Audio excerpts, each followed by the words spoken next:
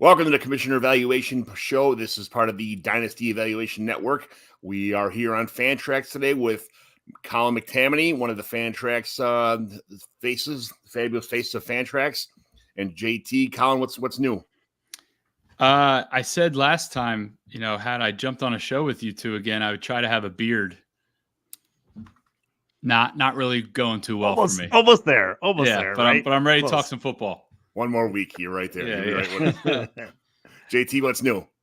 Oh man, just following all this fantasy, all the free agent signings and how it affects fantasy. I feel like I'm going in checking all my teams, like, oh, this guy's on a team. Do I like my team better than I liked it last week? So I'm just checking out, and as soon as this frenzy ends, it's gonna be trading season. Gonna get on there and start jumping in and looking more trades. It's already trading season, JT.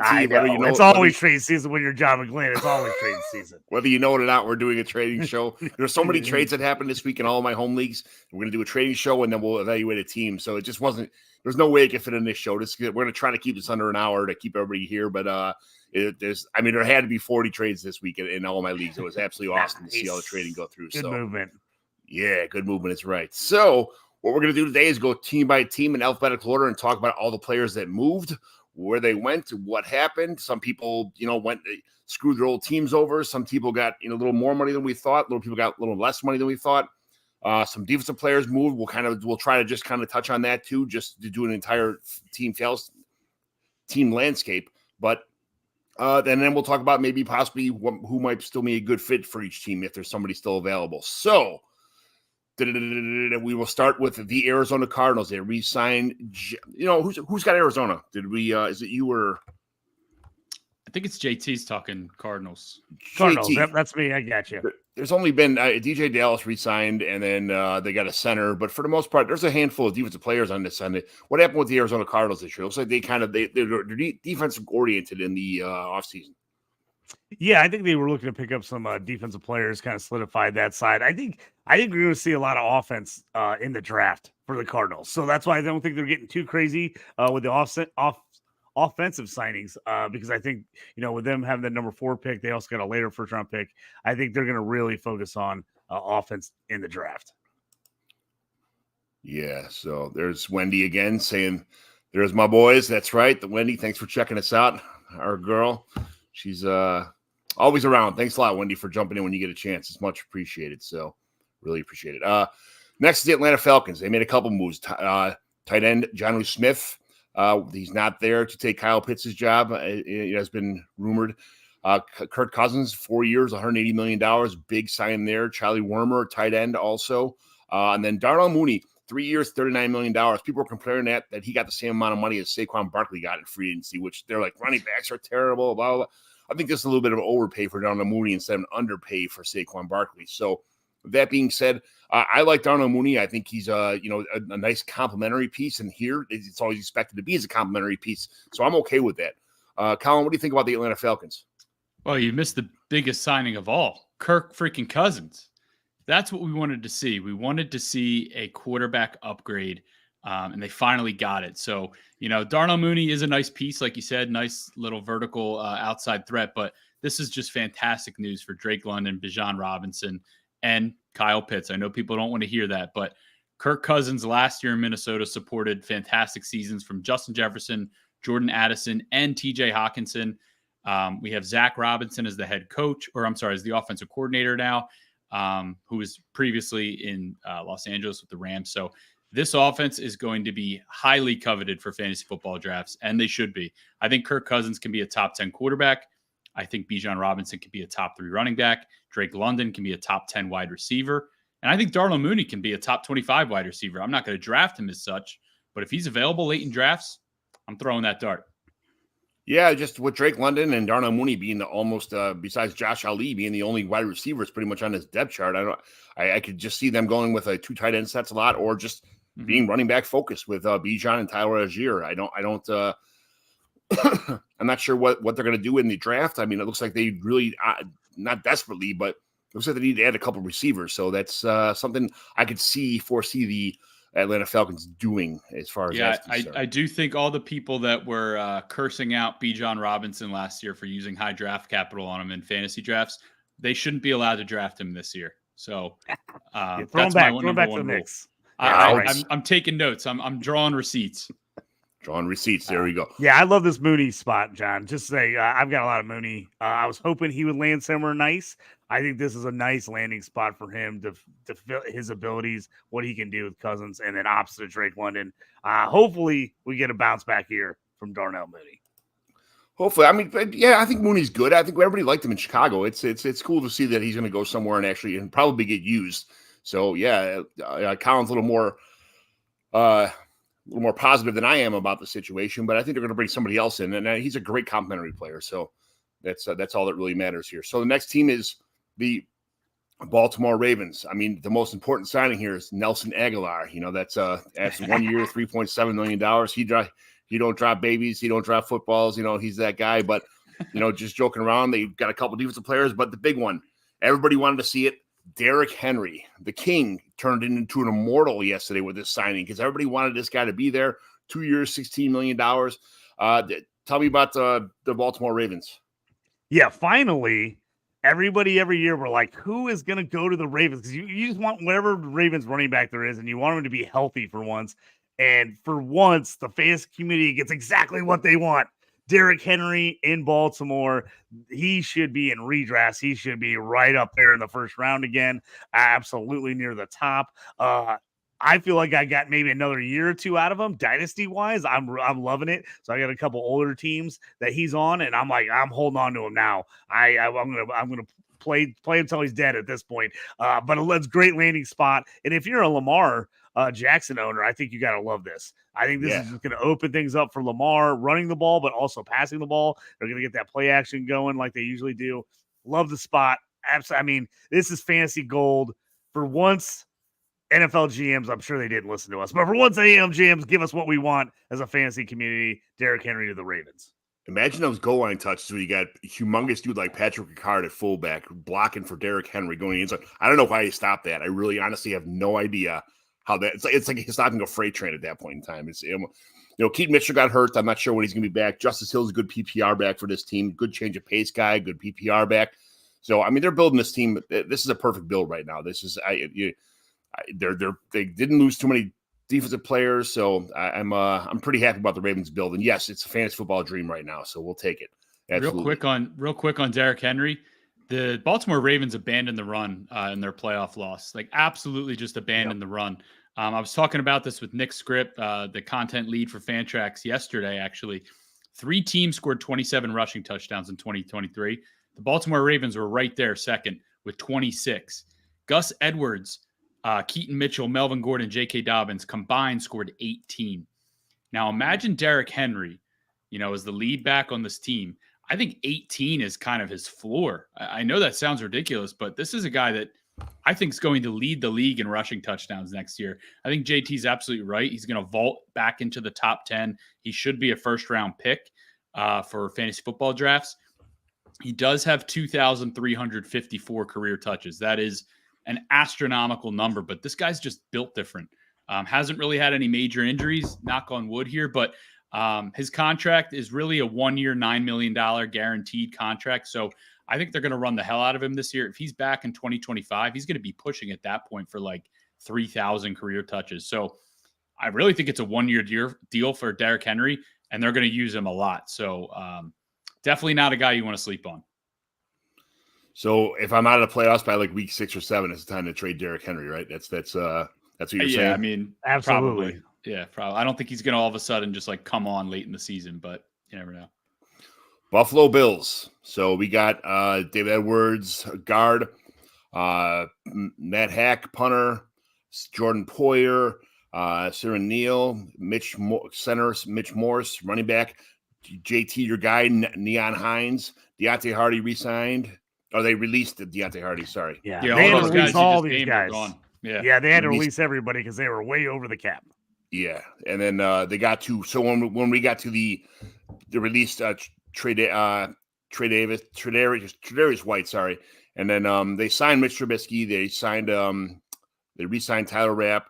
They extended Deion Dawkins. They re-signed cornerback Cam Lewis. They re-signed JS. But they had a lot of work to do as far as releasing guys and re-signing them.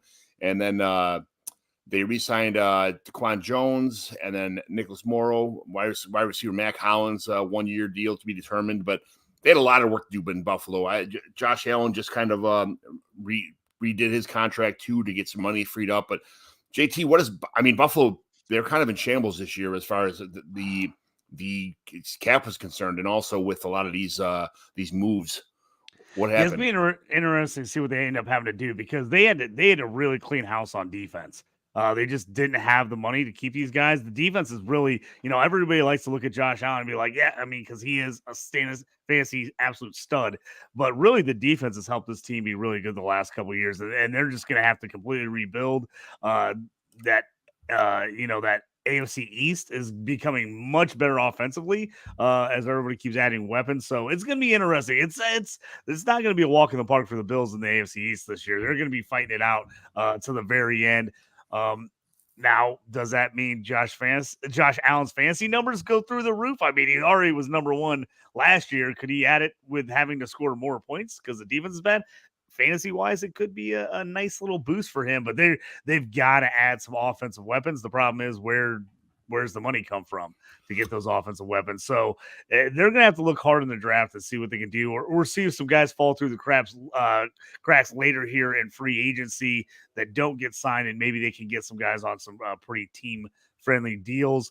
But yeah, definitely a lot of moves up there in Buffalo, and you hate to say it, but it's like that window starts to look like it's closing a little bit. They've really got to do something to make sure this team stays in the mix. We're not Stephon Diggs was kind of he was almost a shell of himself at the end of last year. He must have had some kind of underlying injury, didn't say nothing about, because he wasn't complaining about not even getting the ball, which is not his game. If he doesn't get the ball, you can hear him very vocal about something. So something was going on there.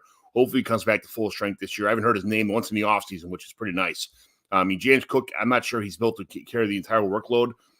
So I don't know what, and Kincaid and Dawson Knox are a good combination in the middle of the field, but I think they're going to have to add a piece here, which we all anticipate in the first round of the draft too. So I'm okay with that. Definitely okay with that.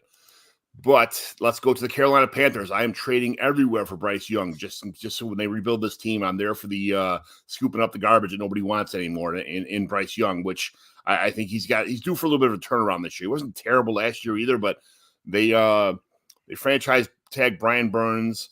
They released a handful of players. They signed Robert Hunt for 5 years, $100 million, which is a big move. They signed Damian Lewis. They they acquired Deontay Johnson, which is a big move, a little proven for Bryce Young. I saw a lot of mixed reviews on that last couple of days. And my guy, Amir Smith-Marset, I love that dude. He's a good special teamer, but I wish he had a little bit more. But Deontay Johnson, tell me about the Carolina Panthers, Colin. Yeah, I mean, last year, knowing that they traded up for the number one pick to bring in Adam Thielen, who is 33 years old, to have, Laviska Shenault, draft Jonathan Mingo in the second, who, didn't exceed expectations by any means, but they brought in Hayden Hurst last year. They kind of pieced together this sorry excuse for a receiving core for the number one pick, Bryce Young. And yeah, the coaching staff that they brought in, they fired them halfway through the season, which I thought was a huge mistake. First of all, I wanted CJ Stroud. You could check my Twitter. I was saying that. I was pounding the drum. Bigger body, definitely a Frank Reich kind of guy. I thought that was the pick. So I'm not saying this in 2020 hindsight. I think they made a mistake there. But then when you bring in Bryce Young and you give him Adam Thielen as his top receiver, things are not going to go well. That guy cannot separate at that age and at his level anymore. So getting a guy like Deontay Johnson, who is a very good route runner, good separator, good possession receiver, can play a ton of snaps. He played over 1,000 snaps. Upon the departure of Juju Smith-Schuster and Steelers, he was the number one wide receiver. He was the lead guy there for years. Horrible quarterback play, but he is a guy that can get open and Bryce Young can rely on. I actually think Deontay Johnson is going to come at a major discount. Consider where Adam Thielen was drafted last year, like wide receiver 55. He wasn't even drafted. Deontay Johnson's a bigger name, but I think you're going to get him in the double-digit rounds in fantasy drafts. And there's going to be a lot of people down on Bryce Young, but they're adding to the offensive line. They're probably going to add another pass catcher, but no one that's going to really compete too much with Deontay Johnson. I do think they're going to run the ball, but I think he can have a solid wide receiver 2 season and hopefully get into the end zone, close to double-digit times. Yeah, they're going to. I see them adding a running back at some point in time in this draft too. So, but Bryce Young, I like that he's got Deontay Johnson and Adam Thielen to work with now. I wish that I don't know what happened with Mingo and Terrence Marshall and Mike Strachan and all these guys. I don't understand how these guys didn't pan out because they were, a lot of people's fan favorites coming out of the draft, and people were happy that they landed in Carolina. I don't know why he did. I was a big Mingo fan last year, and I get a lot of flack for that. Oh, he can't separate. Now you got a guy that's all he can do is separate. Deontay Johnson is number 1 in the league in separation. So this is a good start anyway. We'll see what happens. Hopefully they get, somebody in the draft that's also a good separator to go around with Adam Thielen, take some of the pressure off Bryce Young, and we'll see what happens here. But I'm looking forward. I actually really like Terrace Marshall Jr., but I don't think he's going to stick around here. He played at LSU. His passing game wide receiver coach at LSU was Joe Brady, who's now the offensive coordinator for the Bills, who we were just talking about. Maybe that's a guy the Bills bring in to add to that offense that could get super, super cheap. Oh, well, I hope so. I like that. I like to see some improvements. So now we go to the Bears. We got guard Cody Whitehair released, Eddie Jackson gone, which I think some people saw that as a blessing that he's gone. They got Ryan Bates from the Bills. They re-signed Jalen Johnson, 4 years, $76 million. Big move there. A lot of very happy people in Chicago really liked that move a lot. He was kind of fan favorite. They signed Tre'Davious Moore. And then handful of other moves here. DeAndre Swift was the big one that everybody, the fan favorite here. 3 years, $24 million. Just kind of muddies up the backfield a little bit. But JT, tell me about the Bears. Yeah, I think Swift, the question is whether you like it or you don't. He's kind of a lot like Khalil Herbert. The Bears did get banged up at running back last year, so I can understand them wanting a few running backs. I don't think they paid a terrible price there for Swift, really. 3 years, $24 million, just over 7 million, right around that 8 million a year. So I think a solid thing. I like Swift. I think he can work there. I think he's going to work with Johnson, but I think one of those guys is going to be out. And right now it feels like Khalil Herbert's the guy that's going to be out of that mix, just because him and Swift are very similar. I still think Roshan's going to be in there. So I like Roshan. I'm not totally giving up on him yet. And defensively, Kevin Byrd and Jonathan Owens, they signed yesterday. Those are 2 new safeties. I think really nice moves. They got veteran guys on the back end. They've got a really young core up front on defense, and I think they're really improving with Brisker and Gordon and some of those other guys with Johnson. So the spot they needed help on defense was safety, and they went out and got 2 good ones. So I actually really like that move for the Bears. And obviously everything is contingent on what they do with the 101 and with Justin Fields.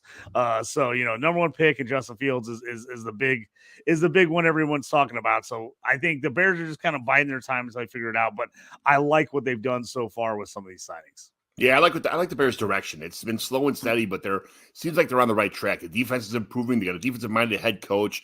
They're starting to bring in some offensive players. The quarterback situation, I'm not even going to touch on that because it's been such a drama nightmare the entire offseason. But we'll see what happens with the quarterback. I don't even care what goes on there. But let's move to the Bengals. They franchise tagged Higgins. They franchise tagged wide receiver T. Higgins. Well, is that a Freudian slip? Free Higgins? Free Higgins. Free Higgins. Go get him. Yeah. I hope he goes somewhere. I wish he would go to Buffalo or somewhere like that where, but we'll see what happens. Re-signed Cody Ford, guard. Re-signed when they re-signed Travion Williams, which I don't think he's not a stud like that. You knew something was coming down the pipeline with Joe Mixon. So and then he ended up getting traded. We'll talk about him later. Tight end Drew Sample, and then they signed Zach Moss to a 2-year deal, which I'm not sure why you just wouldn't keep Joe Mixon on a team instead of signing Zach Moss when he's familiar with the team. But tell me about the Bengals here. What's going on here? Yeah, I actually did an article on Fantrax, cap cut candidates, and Joe Mixon was at the very top of that. And that's why they got rid of him. When they signed Zach Moss, I was actually typing out a tweet. Joe Mixon is likely to get released after this. I would just watch. And as I was about to hit send, it came across my phone. I'm like, okay. So they already had that in the hopper ready to go. By cutting Joe Mixon, they saved $5.75 million against the cap. And on Monday, so today's Wednesday, March 13th, Monday, March 18th, he was due a $3 million roster bonus. So you add that together, they saved a ton of money by getting rid of Joe Mixon. Just under 2,000 career touches. It was time. Zach Moss allows them to, hopefully add some pieces at another position. And, while we're seeing a lot of movement at the running back position, the Bengals have already paid their running back in Joe Mixon. It was time to move on, get cheaper, get a little younger at the position.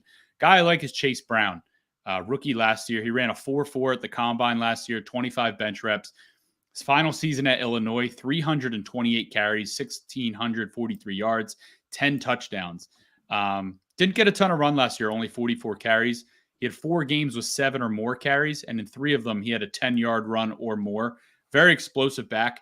I'm not saying all of a sudden he's going to be this 250-carry guy. Zach Moss will probably lead these 2 in touches. They'll probably draft another running back. But Chase Brown is a guy I think is a great late-round dart throw, good bench stash, because if something happens to Zach Moss, which we've seen before in his career, Chase Brown's a guy that could all of a sudden get some good run there. JT loves Chase Brown. That's his boy Chase right Brown. There. I'm 100% in on Colin's statement here. Chase Brown, man. Yeah, T. Higgins said that could be an ugly situation. They're not. It doesn't sound like they're even close to any negotiations here. I got Charlie Jones and Andre Yosevich on all of my teams here, just in case. But that's something to monitor there. I don't know. I could see that being a draft night trade. I do think teams want to see how these rookie wide receivers are coming off the board. If you remember, T. Higgins was drafted 33rd overall, first pick in the second round, the same draft they took Joe Burrow number 1. It wasn't until Joe Burrow tore his ACL his rookie year that they were allowed to get Jamar Chase at the top of that next draft. So T. Higgins was really drafted to be Joe Burrow's guy for years to come. They just got lucky with Jamar Chase, pairing them together. So I do think there's a little bit of love lost there with T. Higgins and the Bengals and how things have been handled. They don't want to pay him. So I could definitely see him getting traded on draft night. It's just going to be about, seeing where the picks are being made, evaluating capital. I could see him going, late first round. If the Bills don't like what they see, maybe they make a move then, because they're going to be getting off of Stephon Diggs soon. Yeah, the only good thing they did do, is the Bengals. They got the one-for-one replacements for T. Higgins and Mike Gesicki. So, it's as everybody knows, that's for sure the one-to-one replacement. Right? Yeah, I like Gesicki though. I think he's worth a late dart throw. A lot of times he should be on most people's waivers, unless you've held on to him like me in a bunch of leagues. But I don't know if it's going to work out, but I like the situation there. I think there's a chance that they try to figure out how to get him involved in the offense. So I'm happy with it myself. That happens. Yeah, I'm happy with it myself. I think we could put the Brock Bowers at pick 18 to the Bengals to rest, though. I don't think he's even going to be there, but a lot of people speculated that. No, I agree with you 100% there. So then we get to the Cleveland Browns. They acquired via trade Jerry Jeudy, which might be an upgrade over Moore. So we'll see what happens there. And then they signed Zadarius Smith, Jordan Hicks, famous Jameis Winston, 1 year, $4 million. That's it. He's going to beat out Watson. And Nyheim Hines, a guard, defensive tackle. What happened here, JT? Cleveland. Yeah, everybody was waiting for Judy to get moved. They didn't know what was going to happen. Goes to Cleveland, trying to upgrade that offense a little bit for Deshaun Watson. I like the Jameis signing. They saw last year. If it wasn't for Joe Flacco coming out of nowhere, signing this with this team and carrying them to the playoffs, this team would have missed the playoffs with an absolute dominant defense. So I think you got to have a QB in there. I think it was interesting. There's word out there they wanted Flacco back, and Deshaun Watson absolutely didn't want him to sign Flacco. I think he was afraid of hearing the crowd chanting Flacco every day that he started playing terrible. But I like Jameis as the backup. I think if Watson struggles again and goes out with injury, I think Jameis is one of the guys that can come in and keep you afloat without killing you. I think he's got enough firepower, and he looked like the last couple times he played. It's been a little bit, but he looked like he's maybe knocked down some of the turnovers from earlier in his career when he was throwing it all over the yard. But I think it's a nice move.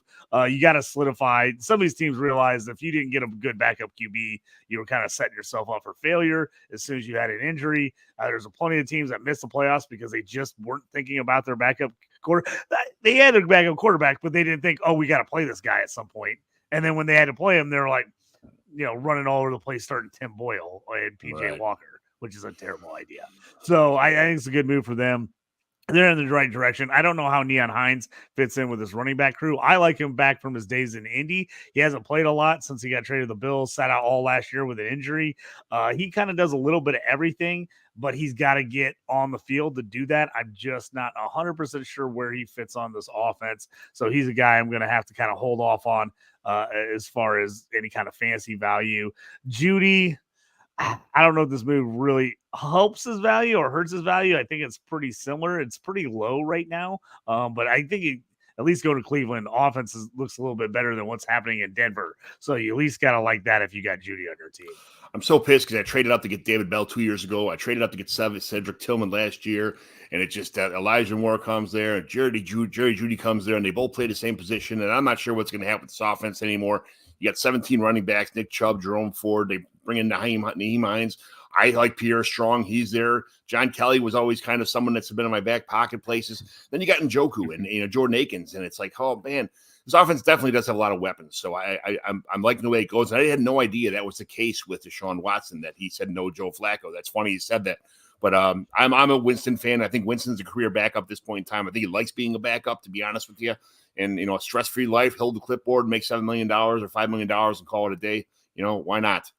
There's money there if you can make it. So next, the Dallas Cowboys. This is going to be a real quick one. Go ahead. You got an easy one here.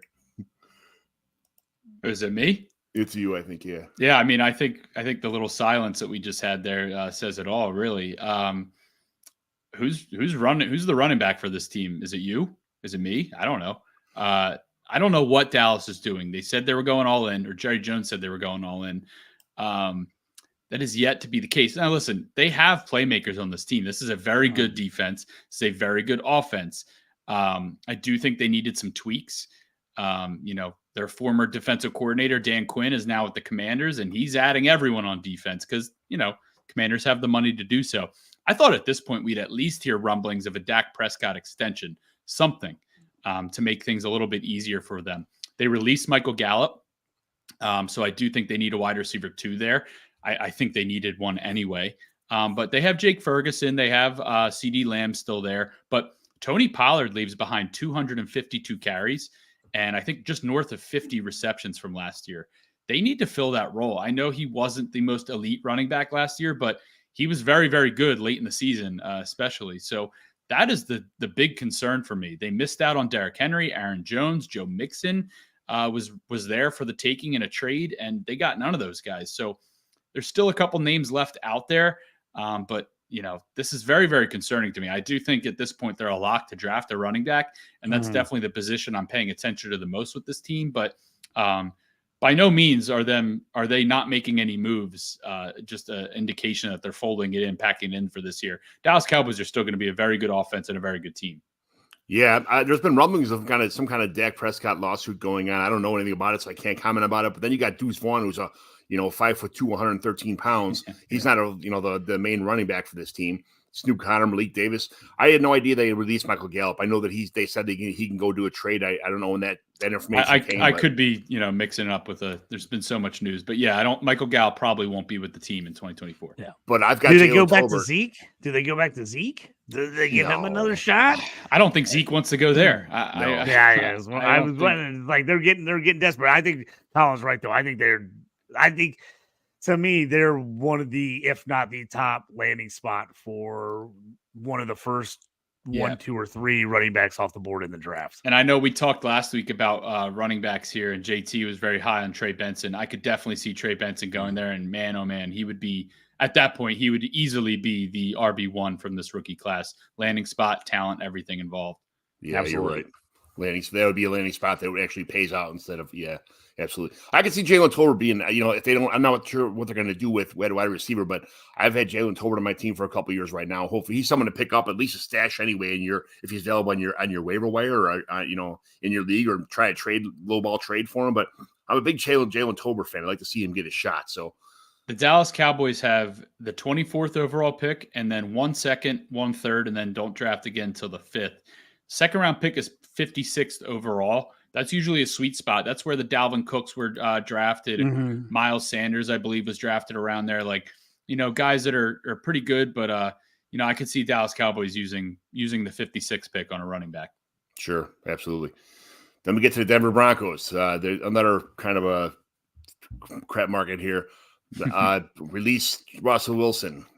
They cost him $37 million to release their quarterback, which doesn't seem very smart. Some people are behind in cap, and the Broncos just it's a Sean Payton thing, it seems like. But he released Chris Martinez. They re-signed PJ Locke, sorry. And then nothing really. Adam Troutman, they re-signed him for 2 years. I like Adam Troutman, but he ends up being just a guy, that you can get him as waiver fodder in the middle of your league. So what do you know about the Denver Broncos, JT? This team feels like it is falling apart in front of our eyes. I don't know what they're trying to do. I don't think anyone at this point knows what they're trying to do. If they're that GM in your league that is going tank mode and just hasn't quite admitted it yet, that's where we're at with the Broncos. I mean, they feel like they're in full-on tank, but they don't quite know they're in full-on tank. They just are accidentally falling into tank mode. This team is a mess. The QB situation is obviously the number one thing, getting rid of Russell Wilson. Jared Sedman's their only guy there. I mean, they're going to probably look to get a guy in the draft, you'd assume, but can they move up, or will a guy fall to them? Or are they going to have to overdraft a guy, or are they going to wait and get somebody later? Are they going to go with one of these vets that got cut? It seems crazy that would bring in like a Jimmy G or somebody to fill, but right now you just don't know what this team's doing. Right now, I have no idea. I'm not super pumped to have any Broncos players on my team, and I'm really hoping Cortland Sutton gets moved at this point, because if he stays on the Broncos, man, he's going to be sitting on my bench and not in my starting lineup at all this year. So I'm hoping he gets moved. But beyond him and Javonte Williams, though, who knows what they do at QB? He could end up with 1 million carries this year, because this team could be really bad if they don't figure out something real quick. I'm kind of scared about Javonte Williams, because even towards the end, like, he had good games, but a lot of times it just seemed like the Sean Payton didn't trust him, and McLaughlin got a lot of carries, and I don't know a lot of carries. What Sean Payton's doing. It's like Marvin Mims, like he was lightning when he got a chance last year, and then he barely got any chances. He barely got any touches. A couple games he couldn't even get on the freaking field. So again, I don't know what Sean Payton's doing at all. Like, if you have a player on the Broncos for fantasy, you're nervous, because again, what are these guys doing? And you think, some of these times you think, okay, they don't got anybody, so this guy has to get a lot of work. Well, not necessarily. They don't play him. So it's like, I'm Marvin Mims, I'm nervous about. Cortland Sutton, I'm nervous about. Javonte, I'm nervous about. They're going to have to figure out something real quick, or this team, like I said, is going to be absolute tank mode, and I will be betting against them every week. Yeah. Colin, you got the Lions here. What did you see happen to the Lions besides re-signing Zion Knight for a 1-year deal? Yeah, you know what? I feel somewhat similarly about the Lions as I do the Cowboys, in that they're kind of set. Jared Goff's their quarterback. They did a complete running back overhaul last year. They got rid of Jamal Williams and DeAndre Swift and replaced them with David Montgomery and Jahmyr Gibbs. Run it back with those running backs. Amon-Ra St. Brown, probably going to get an extension. Definitely going to be a top wide receiver in fantasy drafts, first rounder. I do think they need to add another wide receiver, though, to the mix. I know they have high hopes for Jameson Williams, and they've mentioned that. You shouldn't just have high hopes for Jameson Williams. You used a top 15 pick on Jameson Williams. Like, he should be the guy. And we saw that in the playoffs a little bit. He can run the ball. He's lightning fast. But I would like to see another wide receiver end up here. Sam Laporta is obviously going to be a top tight end. So as far as a fantasy perspective goes, this offense is set. as far as defensively, they just lost Gardner Johnson to the Eagles. A little reunition there. So I don't know what they're going to be doing in the draft this year. I would imagine they're going to continue to add to that defense, maybe the offensive line. But, it's also okay when teams aren't aggressive in free agency. The teams that usually are the ones with a lot of money and that need a lot of help. And we've seen it so far with the Commanders. The Houston Texans, to some degree, have a lot of money. They have a lot of money, but they don't need a ton of help, but they're still making a lot of moves. Even the Bears have a lot of cash on hand and have been spending it. So just because the Lions aren't making a ton of moves doesn't mean the Lions are sitting back and, folding or trying to tank or anything. They're okay. They're in good shape.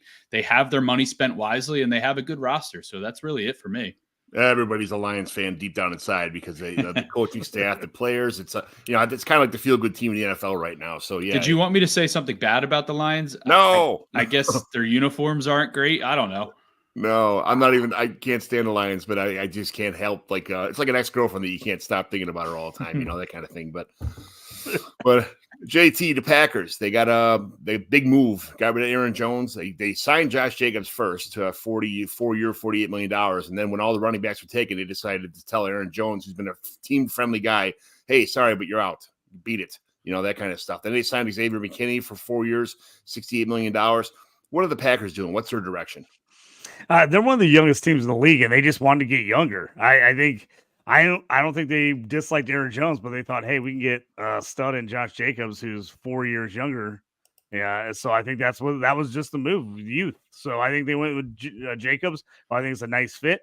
One of my favorite players in this free agent market, Xavier McKinney at safety, I thought was a great signing by them. I wanted him everywhere. I had a ton of teams I would have loved to see him on, but I think already a very, very good Packers defense. Adding him, I think, helps because that was the weak part of this defense last year. And then Devondre Campbell will be interesting to see what happens with him. They're going to cut him because he's just an older player. He's been very productive over the years with them, but he is older, getting up there in age, and they owed him quite a bit of money. So I think he's a cut there. They just keep getting younger. I think this team likes where they're at. So they're just trying to make a couple, stealthy moves here with the Jacobs and McKinney signing. I think the Packers feel like they're in a good position. They don't have to make a ton of moves as they are, like we said, young all over the place. So it's going to be interesting to see what they do draft-wise with all the young wide receivers. Now they locked up Jacobs because that was a landing spot for the NFL draft for RBs. Everybody kind of thought, hey, man, I could see the Packers going younger with an RB to go with Aaron Jones. And now that Jones is gone and Jacobs is in, I think that opens the door here for a lot. They went tight end with two guys last year.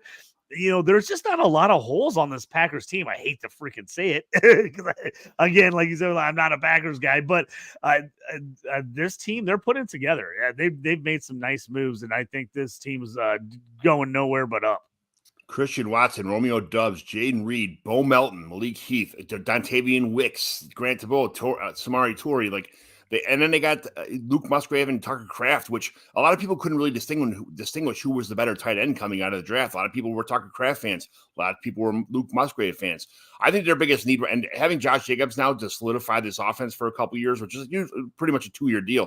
I think their biggest need right now is a backup quarterback. Because Deshaun Clifford's probably not it. They got Alex McGaw, which he'll be a practice squad guy, but they need a backup quarterback just in case something happens to Jordan Love, because this team's in the right direction and they can't afford to just lose a whole season of not having a good quarterback backup with all this stuff.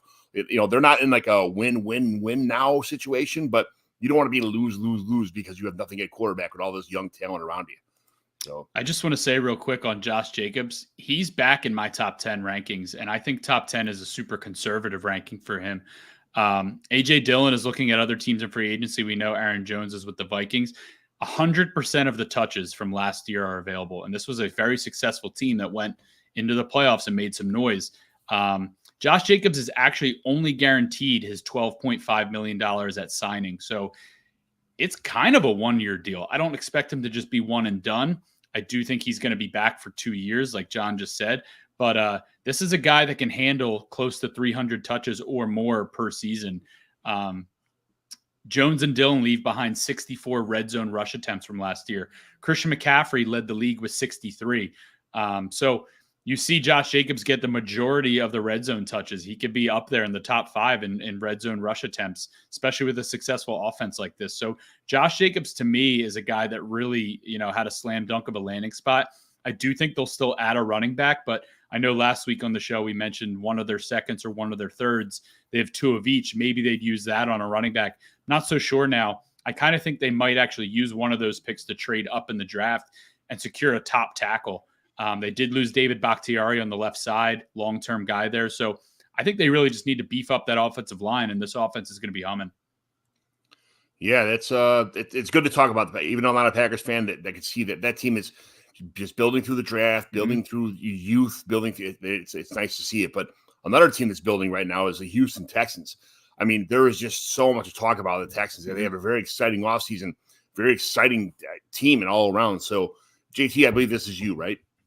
Or is this count? I love what the Texans have been doing. If any team has come out and just started swinging away, it's the Texans here in free agency.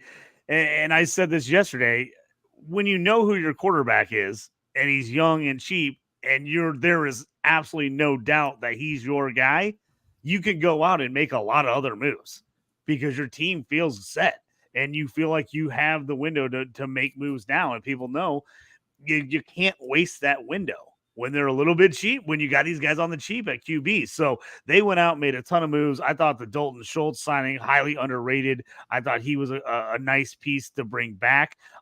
They signed some guys, re-signed some guys on defense, and then went out and made a bunch of signings on defense. I think the Nico Autry at edge was a great signing for them. I mean, obviously the slam dunk huge signing was Daniil Hunter, 2 years, $49 million. He actually turned down more money at other places. He wanted to go here. I think he saw that this team was up on the up and up, man. They're going to have a crazy edge rushers now with him and Will Anderson coming off the edge each side. I mean, this team, it's going to get scary for those teams in the AFC South all of a sudden. I mean, this team's gotten a lot better.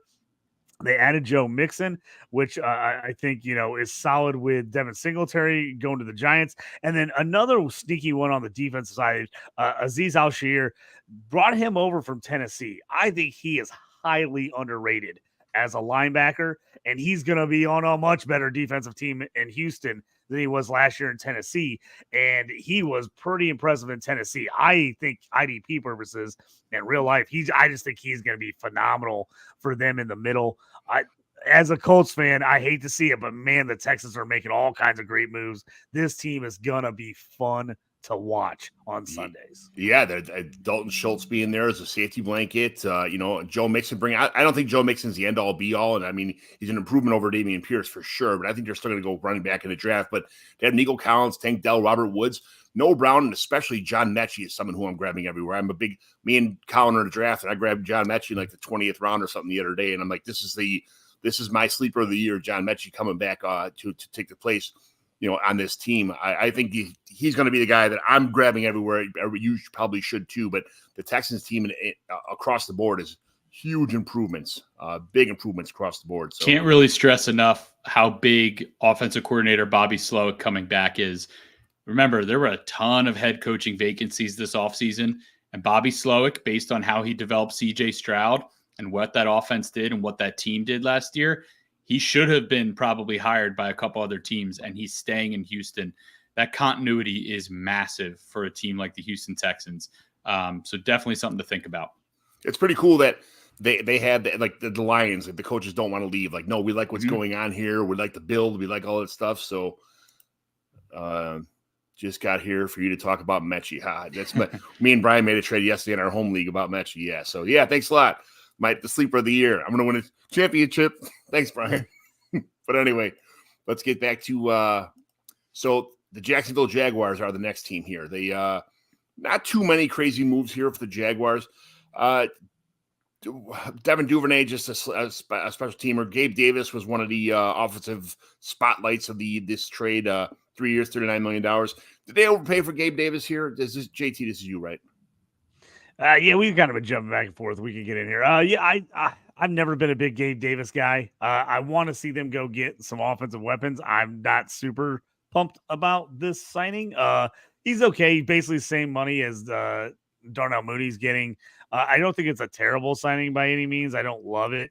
I'm hoping they go and still get a guy in the draft. I still think a guy like Brian Thomas Jr. would be phenomenal on this team and help T-Law out a bunch. Franchise tag Josh Allen was the big move, keeping him around. They lost some good guys in the secondary, right? Rayshon Jenkins, Darius Williams, two guys that were really good in the secondary for them. So they're obviously going to have to figure out how to replace those guys. Devernay, he's a nice guy. He's a special teamer for the most part. Mac Jones, the surprise move, getting him at QB. I like the move for the Jags. I mean, this says, hey, you're a backup and you're a clear cut backup. I think it changes everything that the Patriots are doing now that it's the fact is that Jones is completely out of there and they haven't totally decided what they're doing yet at QB. So I like the direction here for the Jags. Obviously, that AFC South is getting better and better with the Colts. The Texans are making moves. All of a sudden, people kind of thought the Jags were going to sleepwalk into the division victory. They didn't last year. They fell apart at the end of the year. T-Law was banged up. Going to be a lot harder for this team moving forward. So they've got to keep adding pieces. I think they got to keep adding weapons. They've got a nice offense, but they need to fix the O-line needs help. T-Law got just banged up last year. And they need another weapon. I mean, I like Christian Kirk. He's a guy having a ton of drafts. I like Ingram. It just feels like they don't have that number one stud receiver that they need. And so I think they still got to go out and get one of those guys. And the defense, for all the draft capital they've spent on defense, man, they got to get better. The defense had some really good names. If you were going down the list and you're looking at their defense, like, ooh, they got some ballers on this team. And then you look at the stats and you're like, where are these guys? Like, Walker, the former number one pick, he hasn't really developed yet. They're hoping that maybe this is the year he finally breaks out. But, Devin Lloyd at linebacker, they've got to get it together on defense in a division that's getting way better on offense by the day. Yeah, Tank Bigsby and Travis Etienne pretty much with Dearness Johnson, coming on. But what you said is having Evan Ingram in the middle of the field is great, but they need a true number one receiver. Gabe Davis and Christian Kirk, I feel like, are good, but not great. They need somebody great here to kind of pick up the tempo here. So I agree 100,000%. Kansas City Chiefs. So, are we on the Chiefs or? We did skip my Indianapolis Jets, right? Colts. We're Indianapolis Colts. All right. So we are. Want to do Colts? We can do Colts real quick. Go ahead and do the Colts. I don't know why I'm. Yeah, I'll just keep it quick because I know it's JT's team here, but I kind of see the Colts as, the light beer version of the 2022 Eagles offense with Shane Steichen, not ironically, but more coincidentally as the head coach. You have Michael Pittman Jr. back on an extension. He can be the A.J. Brown. We saw him, vault into wide receiver one status last year. Josh Downs, who I think is a good player, speedy guy, can be the Devontae Smith if you need him to be. I do think they need to add a tight end. I do like Jelani Woods, but he hasn't really been healthy.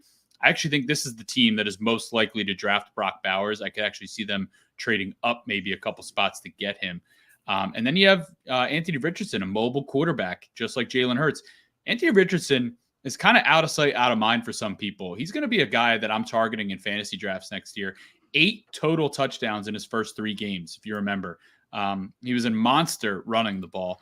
10 rush attempts in 2 of 4 games he played. And remember, he got banged up, shoulder injury, concussion, but still managed 10 rush attempts in 2 of 4 games played, 35 or more rushing yards in 3 of those 4 games. I think this offense is going places in 2024. And then I didn't even mention it. They have Jonathan Taylor still in the backfield under contract. This is an offense I'm going to be heavily investing in 2024. Yes, it's great. JT, you want to give your 2-second spiel about the Colts?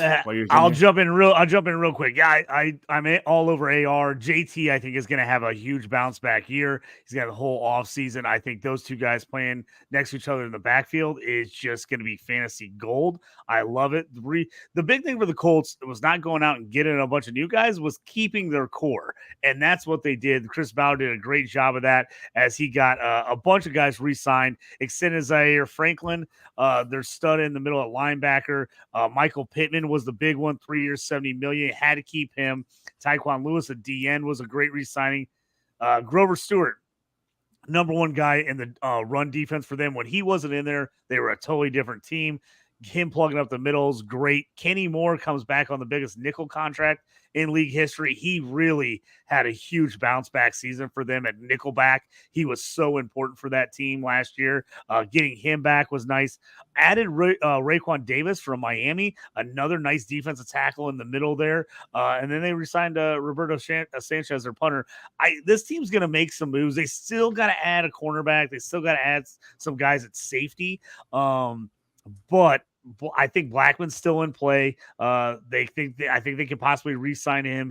He's been banged up over the last couple of years, but when he's played, he's been really good. He moved to box safety last year and had a really, really nice season. So a couple more plays for them, but I think the big part for them, the Colts are a young team. They're up and coming. They just had to get these guys re-signed to keep the core of their team. They did that. I like what they're doing here. I think Brock Bowers is my dream pick for the Colts in this draft. I think if they could get Brock Bowers, I just think he would be a game changer on offense for them. I think he would just be that extra piece to go in there. I like Josh Downs. I like Pittman. I think Pierce is going to be better no matter how much people don't like Alec Pierce. I think he's going to be improved. He was a 2-3 year project when they drafted him. They knew he was going to need a little work. And I just think Bowers and then Jelani Woods. Saw a lot of Jelani Woods videos yesterday working out. He missed all last season, injured. I think he's going to be an absolute beast for them this year. This offense is going to be scary with what Shane Steichen can set up for them. So if they could add somebody like Bowers, I think it's the move. I like the direction. I think AR is going to surprise people. It might be the missing piece from having bounced around all these tight ends for all these years. If you can get one franchise tight end to come in here and solidify that position, I think that might be the missing piece for this entire offense. But JT, you're next up with the Chiefs. That was Collins, but next up with the Chiefs, they got rid of MVS, which kind of everybody saw that coming. Didn't add too much. Irv Smith, and then a couple other defensive players. But tell me about the Chiefs real fast. Yeah, so the Chiefs, they haven't made a ton of moves. The big one was Chris Jones signing a defensive tackle, and just a monster deal, 5 years, $158 million. That, obviously he was the heart and the soul of the defense in the middle of that team. They had to get him back. Drew Tranquill, I thought was an interesting signing. I thought it was weird when he signed there originally, but I think it was a nice move bringing him back. When he played last year, he was good. Him going next to Bolton, I think is nice. Janarius Sneed, again, that defense was way more dominant than people realized last year. Sneed was one of the guys because of that. Franchise tag right now, the question is, do they end up trading him? Not 100% sure about that. Not a lot of moves other than Irv Smith signed at tight end, 1 year, $1.3 million. I think Irv Smith is, fantasy purposes, is pretty dead at this point. But I think they're going to make some moves. There's some talk about maybe Hollywood Brown, somebody else signing there. I could see them going, wide receiver in the draft. I just don't think the Chiefs need to make a lot of crazy moves. I think they're trying to hold the core of the team together and just see if they can add a guy here or there. Because, again, their defense looks pretty good, especially now they brought back Tranquill, Sneed, and Jones. Offense, again, we've talked about it for years. They just need a couple more weapons. Somebody else to go with Kelsey and Rice. Whether that's a free agent signing or the draft, we'll see. I thought it was going to be Darnell Mooney, honestly. I thought he would have been a great replacement for Valdez-Scantling, but here we are. Let's jump to the Rams. Colin, it's your turn here. They re-signed released Brian Allen, re-signed DeMarcus Robinson, and then a couple other Colby Parkinson, which kind of caught everybody off guard here. But tell me about the Rams. Yeah, the Rams' biggest off-season moves thus far in free agency have been the offensive line. Don't have it in front of me right here, but I just know that they've added, here we go. Kevin Dotson, they extended him. Jonah Jackson, they stole him and signed him in free agency. And then they brought in Colby Parkinson, the tight end. Good blocking tight end. Again, this offense is kind of set. Puka Nacua, everyone knows that name. Kyron Williams, I don't think is going to have, his job be as secure and safe as it was last year. I do think they add it back to the backfield, but we have Kyron Williams back there, and then we still have Cooper Kupp and Matthew Stafford. I mean, the continuity, again, is key here. So adding to that offensive line, beefing it up, I think is only going to make all those guys retain their value, if not exceed their value. I don't know if I'll be in on Kyron Williams at his ADP. I could be foolish there. I'm always trying to, get in on guys early, not late. I almost feel like maybe guys are going to be drafting Kyron Williams at his ceiling this year, which he may not, get back up there. But, I'm always looking for value and stuff. So I do think this Rams offense has value. I do think they're going to be competitive. A lot of people thought they would fall off after the Super Bowl. Not the case. So, just because they're not fantasy relevant moves and they're, adding to the offensive line, that still matters for your offense. And I think they've made a ton of good moves so far. JT, I love everything I'm just gonna say I love everything the Rams have done. The O-line, the guy I would love to see there, Tyler Boyd, be that third wide receiver. They another guy to go with Cooper Kupp and go with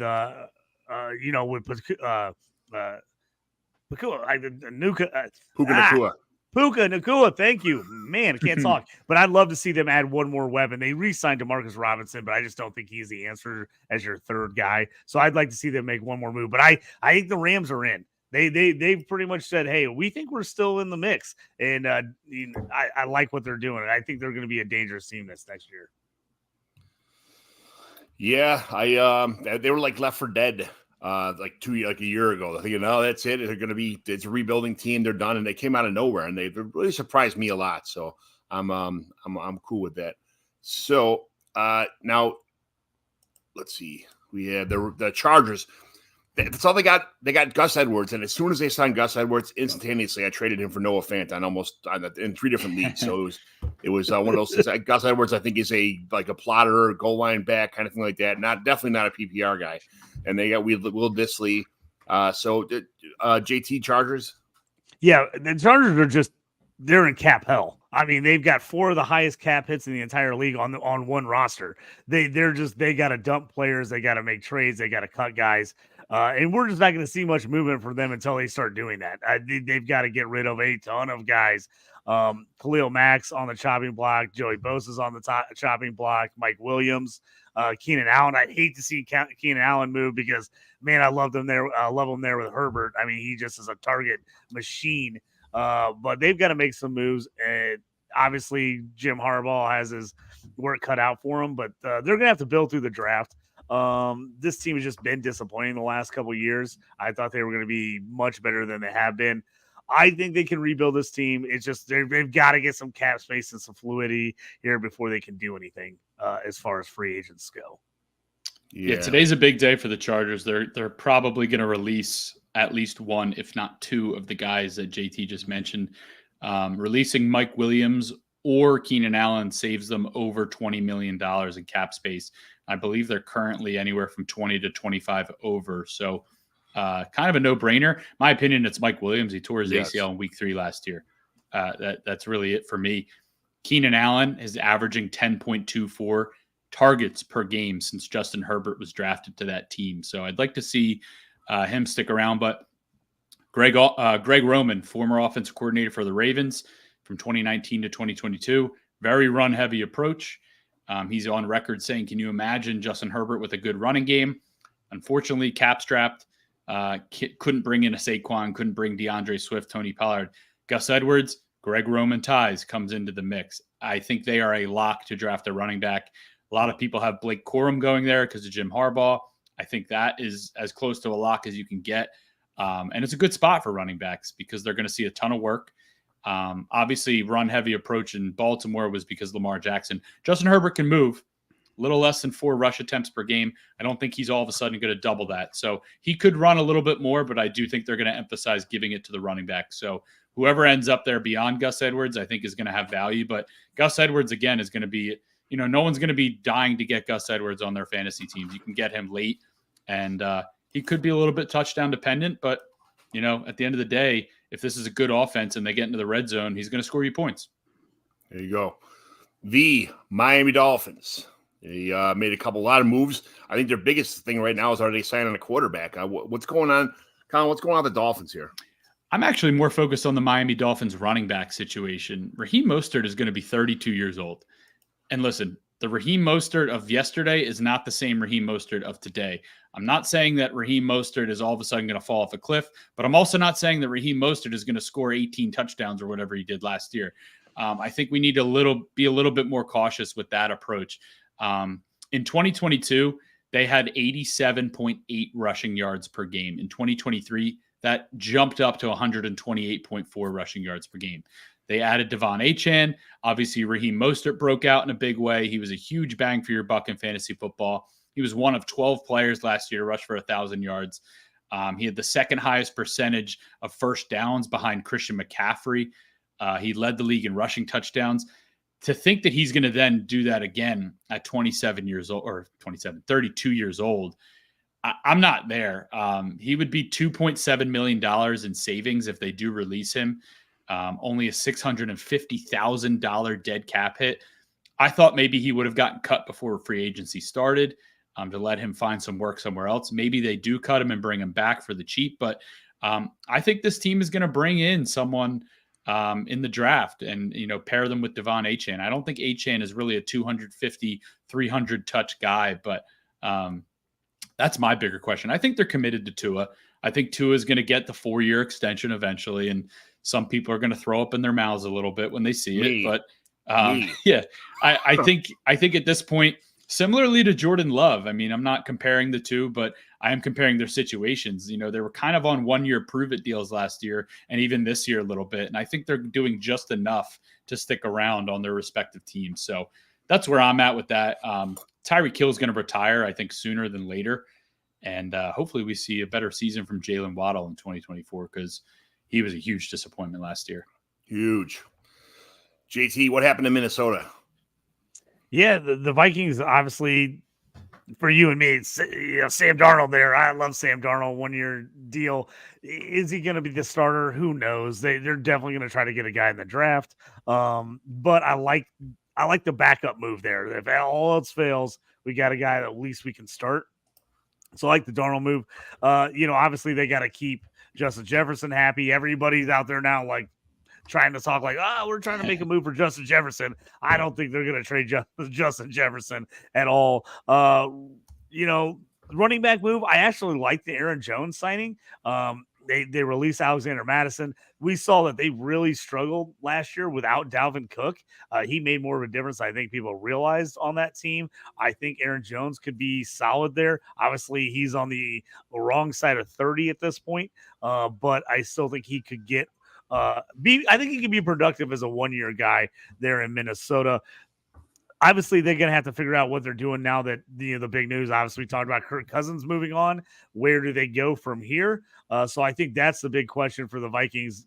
They've got to figure out QB before any of the rest of this matters. I think really. So until the QB is decided officially, whether that's Sam Darnold or someone else, I think you got to kind of put all your thoughts on hold for the Vikings. JT, you and I both know that Sam Darnold is the answer for this team, right? I hate to say it, I love Sam Darnold. I just think he is a young guy who didn't get he did not play great early on. Not going to lie about that at all. Not going to pretend like he was great, but he actually looked pretty decent when he got some opportunities at the end of that time when Carolina, when CMC was still on the team. He looked pretty decent with him. And then this little bit of showings in San Francisco, I think he showed something. So I'm not saying he's by anywhere near a top 10 or 15 quarterback, but I just think you could do a whole lot worse than Sam Darnold as a 1-year player right now. If you're desperate for a starting QB, that is. Absolutely. Colin, New England Patriots, a lot of moves here. Some of the ones that really kind of, were popping a balloon for the excitement was Antonio Gibson coming to the team.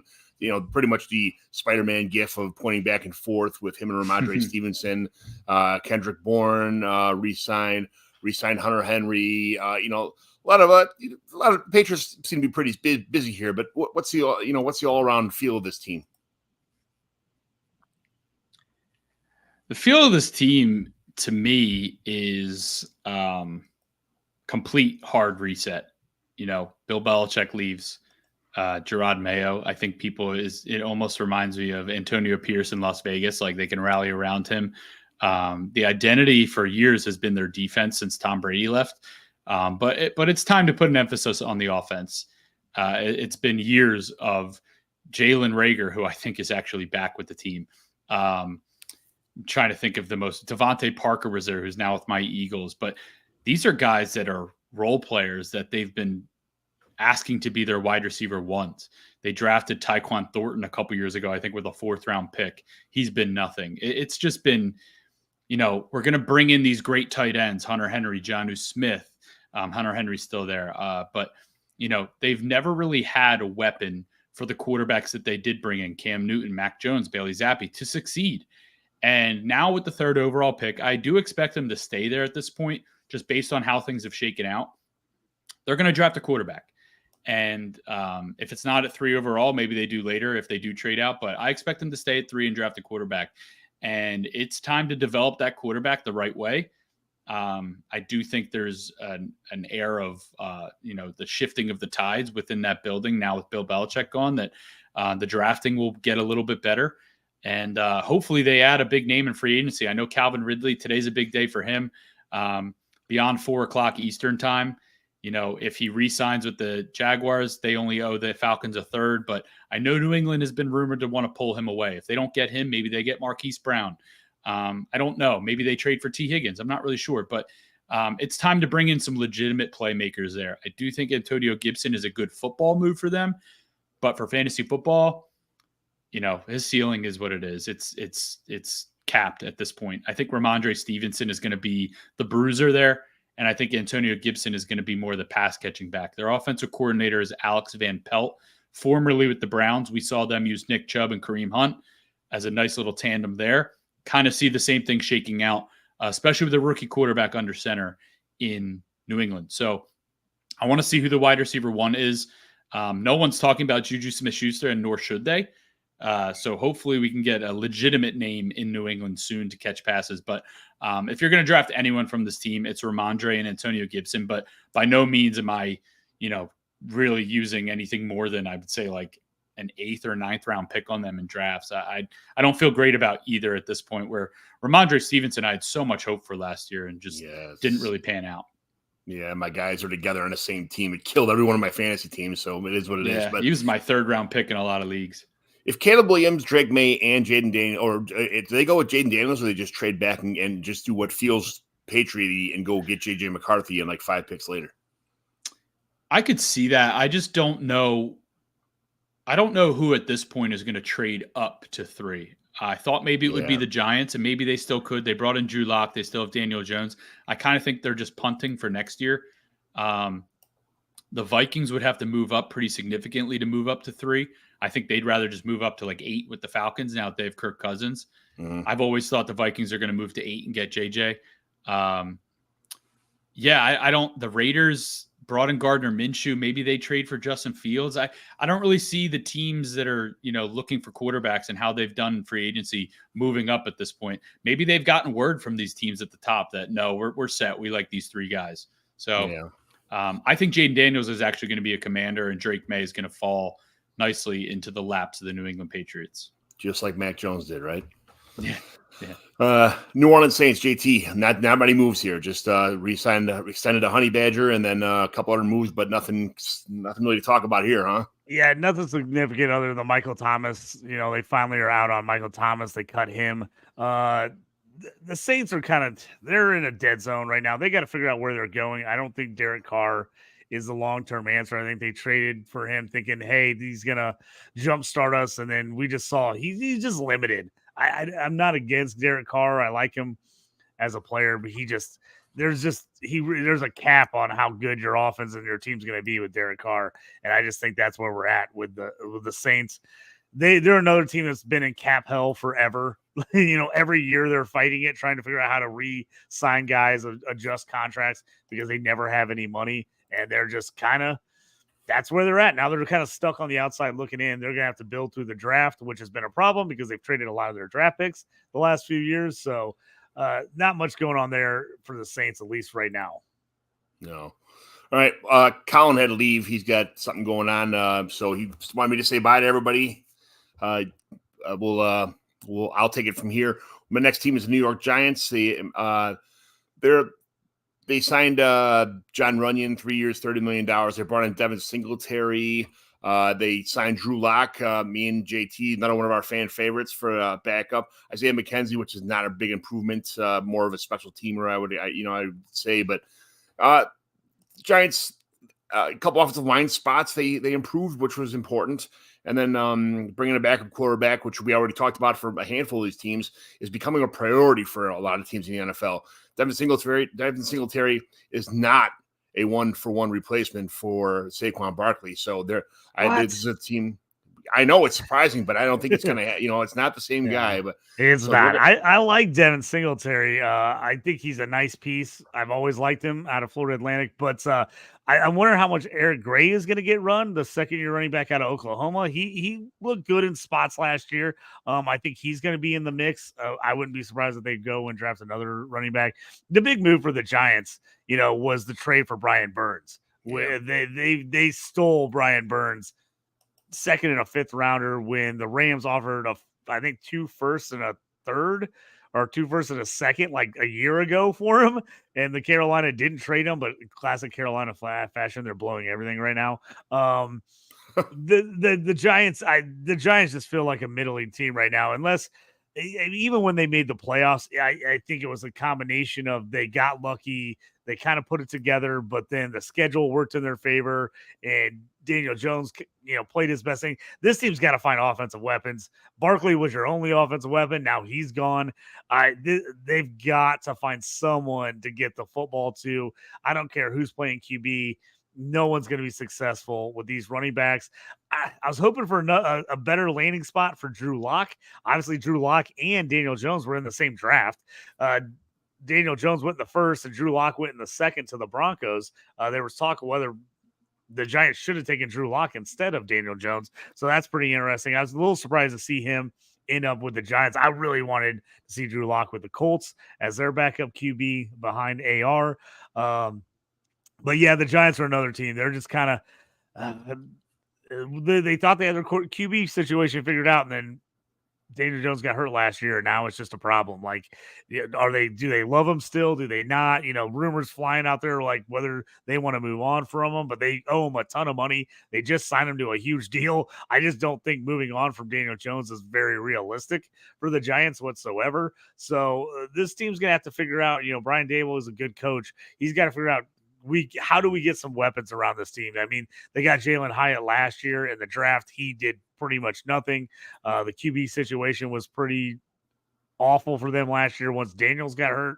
So this is the team that needs a lot of work. It needs a lot of work, and it needs weapons. And they're going to have to figure out, does that mean moving Jones and going to another QB early in the draft, or do they go Malik Neighbors, one of these stud wide receivers, Adunze, one of those guys, and put them on the team?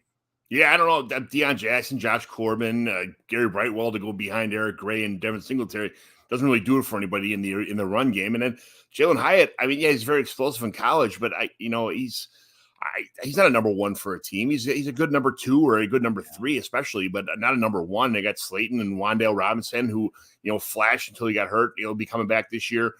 Bryce Ford Wheaton, Isaiah McKenzie. I don't really see the allure of this team. Daniel Bellinger was talked about retirement a couple times. I think Darren Waller's going to have a much bigger role in this team than people thought before. He's a trade candidate. I mean, he's a trade target right now. Don't get rid of him if he's on your team, just because of the fact that he was hurt all last year with the hamstring issues. But I think Darren Waller's going to get a lot more action than people are giving him this year. So, or this offseason anyway. So. Yeah, he's going to be one of those. He probably is going to go a lot cheaper because people were sold that he was going to be the man with nobody else on this offense, and then he got hurt all year again. Right. So Darren Waller is probably going to be pretty cheap this year. We'll see if he can stay healthy. If he could, I mean, all kinds of opportunity there for him, but we'll see if that happens. JT, your Jets, they released TJ Who's Your Mama. They signed Isaiah Oliver to a 1-year deal. They re-signed Greg Zuerlein, Greg the Leg. They signed a backup quarterback. Again, Tyrod Taylor, good backup. Tell me about the Jets. Yeah, Jets, the Jets like where they're at on their team. They just need to add some pieces. I think Tyrod Taylor was the big signing. We talked yesterday, a little bit on our shows. these teams realize they screwed themselves by not making sure they had a stud, not a stud, but a quality veteran quarterback behind their starter in case they got hurt. Obviously, Aaron Rodgers got hurt right away, ruined the Jets' whole season. The big question mark with him is what's happening with Zach Wilson. He's, looking to see if he can get traded. Somebody's into him.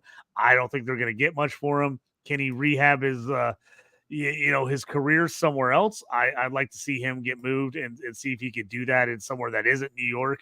But not a ton of moves by this team so far. Added a couple defensive guys. Obviously, the big impact for them is got to keep Aaron Rodgers healthy. Need O-line help. I think they go O-line in the draft if they can. I think they've got, they got a really solid defense. This defense is a good defense. It's just keeping Aaron Rodgers healthy and adding a few more weapons on offense. Obviously, Garrett Wilson is a stud. Breece Hall is a stud. Can they get a couple more guys? I think, to help that offense and Aaron Rodgers, and then keeping Aaron Rodgers healthy, obviously, is the key. Yeah, that's definitely the key. Move on to the Eagles. They re-signed Albert O. Oku. I'm not even trying to say it. Never mind. But I'm a big fan of Albert O. I hope at one point in time he gets his opportunity, but I don't know why they didn't play him all last year. Oh, I would love to see him hit. When he got traded to the Eagles, I was pumped about it, and then he got no run. I'm hoping with a whole offseason they figure out how to use him. But, man, the guy's just got crazy athletic ability and size for the tight end. He should be a red zone monster in the NFL like he was in college, and it just has not worked out. I would love to see him finally get some run with the Eagles.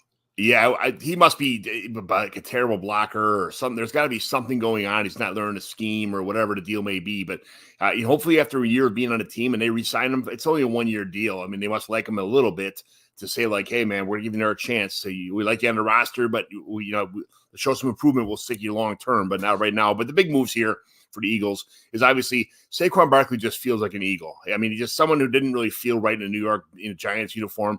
I mean, he just feels like he belongs in the Eagles. 3 years, $37 million. It just spells this team isn't win now. They spent more. They went in, an interdivision guy. They saw twice a year, beat him up.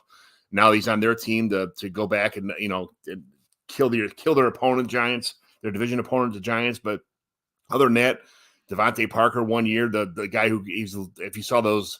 He had the least amount of separation for any wide receiver in the NFL the last 3 years. That was it wasn't Zach Reese. I forgot who said that, but it was just I'm not sure why they made that sign. But at the same time, when you have AJ Brown and Devonta Smith on across from you, and they use the middle of the field with Dallas Goedert, you don't really need a good third wide receiver. So they made that signing. Bringing in Saquon was absolutely humongous for this team. But that's. Other than that, anything else defensive-wise happen for the Eagles?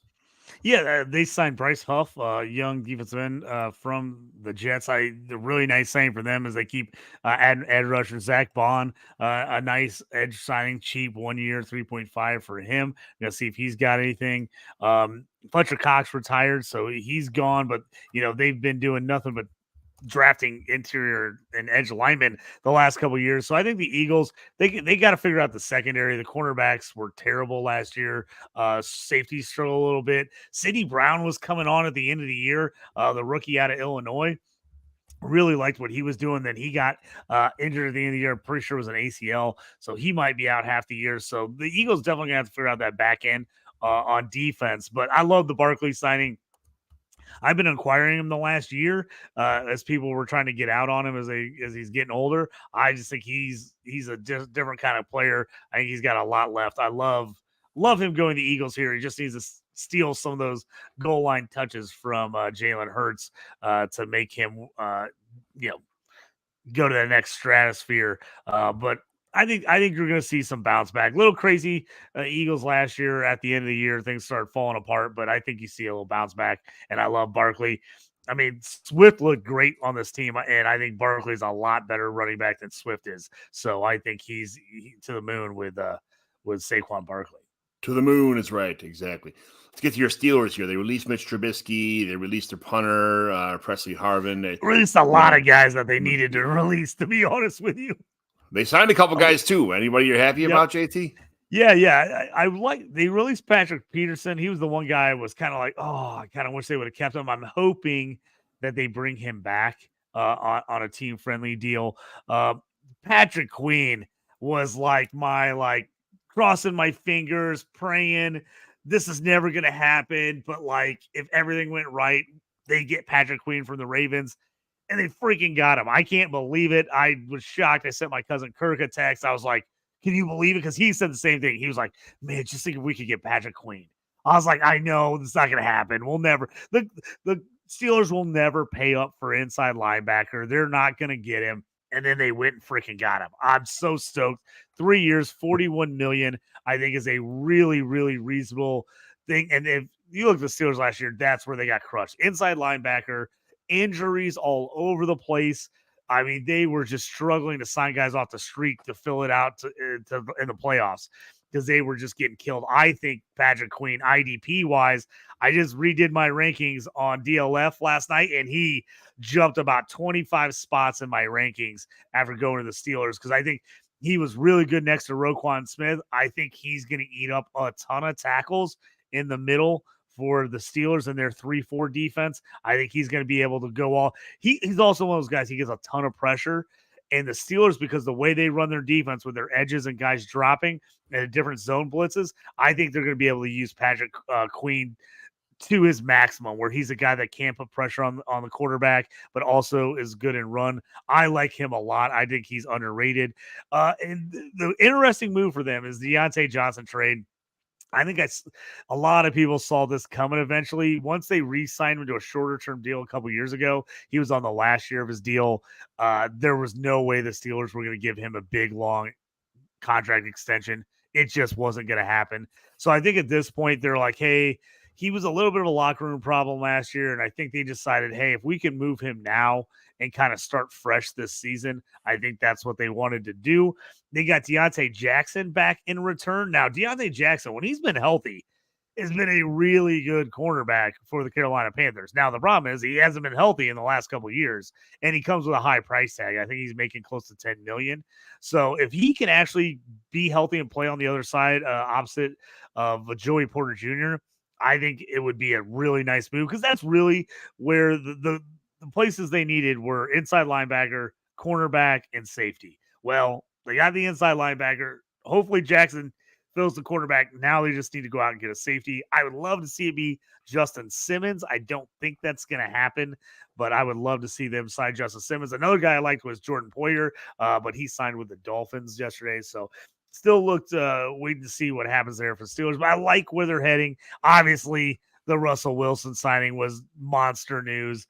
I'm still mixed feelings on this. I think it's worth the shot, especially on a 1-year, $1.2 million deal or whatever ridiculously low price they're paying for Russell Wilson. I just hope it works out. I hope this doesn't blow up in the Steelers' face, but I want Kenny Pickett to succeed. I just don't know if it's ever going to happen. So I don't mind bringing in Russ Wilson here to compete. And probably, let's be honest, he's probably the starter. Even though they say it's a competition, he's probably the lead guy unless Kenny blows him away. Yeah, it's not going to happen. It's Russ. It's Russ's game. I think we all know that, man. You don't have to speculate too hard on that one. Russ, I think, is light years ahead of Kenny Pickett at this point in time in their career. So that's me anyway. You're more in tune with the Steelers, but I just cannot see Kenny Pickett beating out Russ Wilson. I think they want to change the pace at this point in time. But I'm moving on to the Yeah, go ahead. Jump on. Nope. I was going to say, I just think Russ Wilson, for what Arthur Smith wants to do with play action pass, running more 2 tight end sets, I think Russ Wilson fits what they want to do pretty perfectly. So that leads me to think that Russ is going to be the guy. Yeah. Then we got the 49ers released Isaiah Oliver and then re-signed a handful of guys here, Leonard Floyd, which that's kind of a decent signing as far as that goes. But not too much on the offensive side of the ball anyway. They got they're pretty Malik. set on offense. Yeah. They've got one of the better offenses in the league. Obviously the big news, Sam Darnold gone, the safety blanket for Purdy. But they did go sign Brandon Allen. So they re-signed him. So these backup, but really they added defensive players, which is where they needed a little bit of help. Greenlaw is going to be out pretty much the entire season with an injury. So they went and signed Eric Kendricks, who's a veteran. I think will be solid for them in the middle next to Fred Warner with Greenlaw. And then they needed a little help on the edge. They traded for Chase Young at the end of the year. There was pretty much no chance he was going to re-sign with them. Just money-wise, didn't look like it was going to work for the Niners. But they went out and got Leonard Floyd, 2 years, $20 million, which I think is a nice deal. And then they also got Gross Matos from the Panthers, 2 years, $18 million for him on the edge. So both those guys can play outside, opposite side of Bosa. So I think the Niners, good team. They're just adding to the mix. They're not going to make any crazy moves because this team is right where they want to be. Was in the Super Bowl last year. Probably should have won that game. This team has every chance to be right back in that mix next year. Yes, sir. Then you got the Seattle Seahawks, same division. They let go Will Dissly, but they brought in. They kept re-signed Noah Fant, 2 years, $21 million. My sleeper tight end of this year. I think he had, this is a chance for him to possibly be a lower tier one, not tier one, but a top 12 tight end in the NFL this year if he can get it all together. Other than that, they released Quadri Diggs, released Jamal Adams, released Brian Moan, then released a fullback, Nick Bellore, and then signed center Chris Harris, 1 year, $2 million. Not, nothing crazy here. I just think the Noah Fant re-signing just kind of, it's not a ton of money for a tight end, but still, I think that they wanted Noah Fant to stick around. He knows the offense. I think he's a very, very athletic. I'm just going. Seattle's got a lot of talent on the offensive side of the ball, so a couple good running backs, already 3 fantastic wide receivers. So I'm not sure Noah Fant's going to be an absolute stud, but I could see lower, top 12, maybe top 15 tight end, and that's okay. I mean, with a chance for improvement, especially maybe next year. This just keeps building. I'm a big Noah Fant fan, but Seattle didn't do too much crazy stuff. Yeah, they're another team that, not a ton of cap space, kind of a lot of their team put together. I think they'll still make some moves. I mean, the big ones were the releases of Jamal Adams and Quandre Diggs as safety, so they're going to have to make some moves. Leonard Williams was a nice re-signing there on the D-line. I really kind of wanted to see Fant go somewhere else and see if that would unlock him because I like Noah Fant as well. I've got him in a bunch of leagues. At this point, unless they completely change his role now, they have used 3 or 4 tight ends nonstop the last couple of seasons when he's been there. And a lot of those guys are gone with Disley and Parkinson and stuff.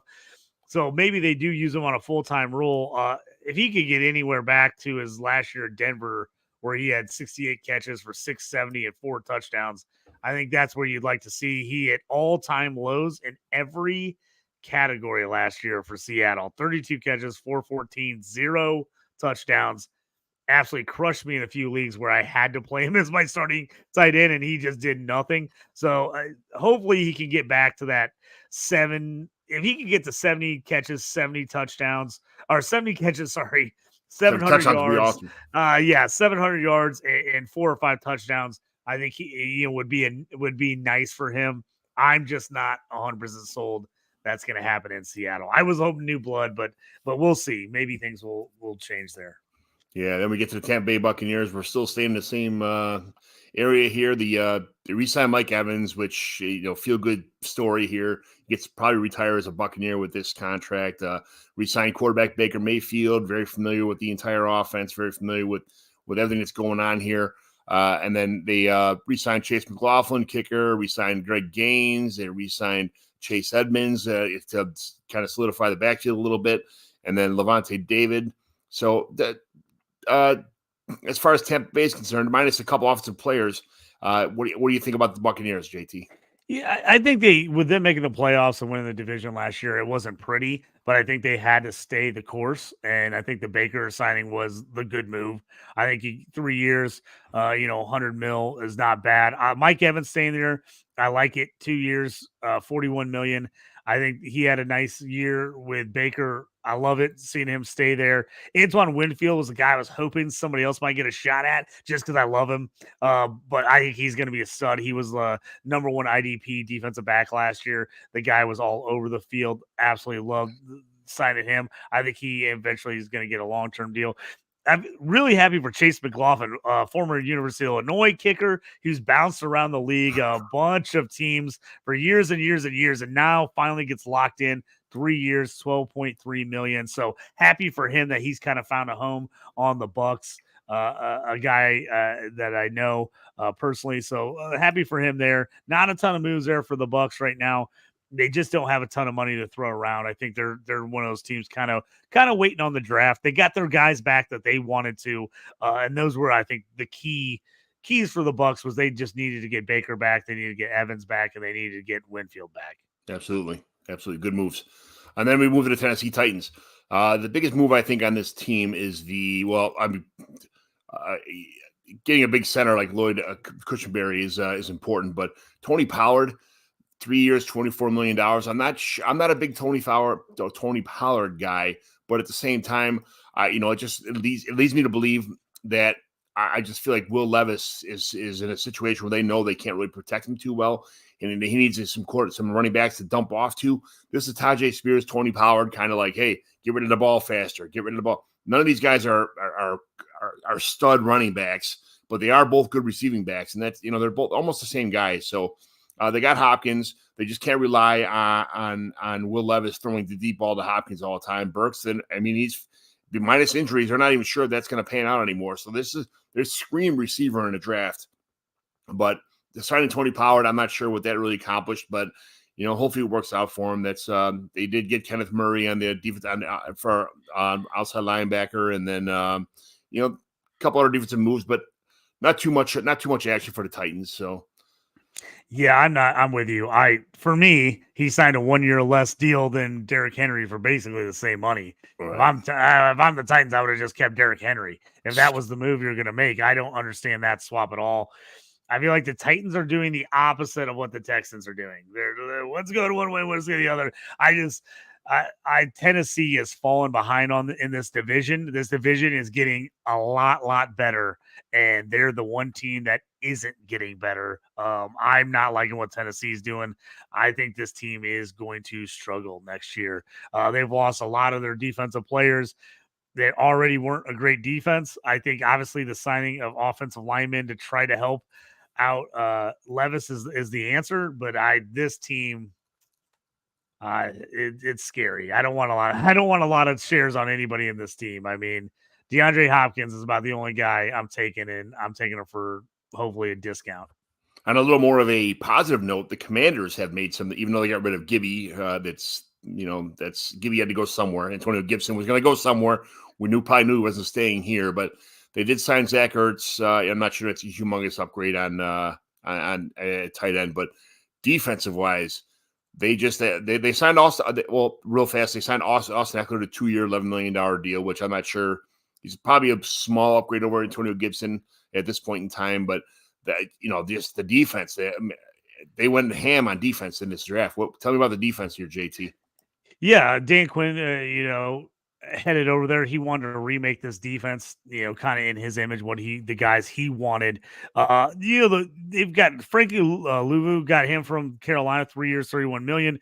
He's a guy that is great run stopper in the middle, but also can put pressure on the quarterback. One of those rare inside linebackers that can actually pressure the QB on a blitz. I like him a ton. He's an IDP stud. I think he could be really good in this Washington defense. Also, they added Jeremy Chin, another Carolina Panthers player, 1 year, $5.1 million deal. A little surprised he didn't get more than a 1 year deal. I think it's kind of a prove it year for him. He was injured, banged up.